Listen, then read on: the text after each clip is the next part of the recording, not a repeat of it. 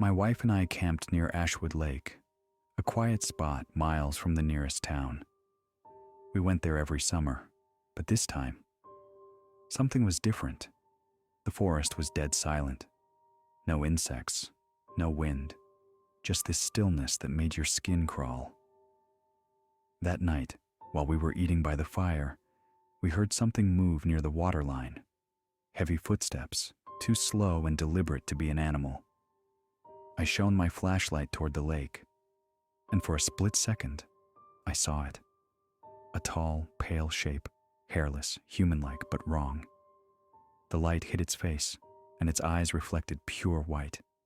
Then, it dropped on all fours and crawled into the water without a sound. We froze.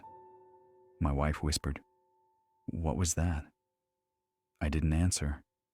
I just turned off the lantern and told her to stay quiet. All night we heard splashes and breathing near the tent. Something kept brushing the fabric, circling us. At dawn, we grabbed our gear and ran to the car. Before driving off, I looked back at the lake one last time. There were handprints, long and skeletal, pressed into the wet mud, and a trail leading straight into the water. We never camped there again.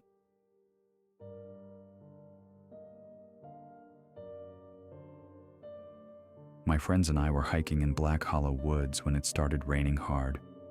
We found what looked like an abandoned hunting cabin. Door slightly open, dust everywhere, but still intact. Inside, there were old family photos nailed to the wall, faces scratched out. We joked it was haunted, but when I checked one of the rooms, I swear I heard a voice whisper my name. We decided to wait out the rain, lit some candles, and that's when the door slammed shut. The air got freezing cold. The flame on the candle turned blue. One of my friends laughed nervously and said, "Nice prank, guys." Then all three of us heard it, slow, dragging footsteps coming from the attic above us. We bolted for the exit, but the door wouldn't open. It was like something was holding it shut from the outside. And then the photos started changing. The faces were gone, replaced by ours. We kicked the door open and ran into the rain, didn't stop until we hit the main road. When we looked back, the cabin's lights were on, and someone was standing in the window, staring. We called the police, but when they checked the area, they said there was no cabin at all, just empty woods.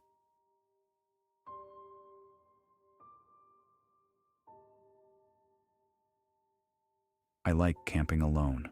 No noise, no people, just nature. Last summer, I drove deep into Red Pines Forest, set up camp far from any trail. First night was perfect, until I woke up around 2 a.m. to footsteps, multiple people, whispering. I stayed quiet, thinking maybe other campers got lost, until I saw the silhouette of someone crouching near my tent, touching it. Then another voice whispered, "He's awake." My blood ran cold. They started laughing, not loud, but enough to make my stomach twist. Then I heard one of them unzip my cooler, another tapping on my tent pole. It felt like they were toying with me.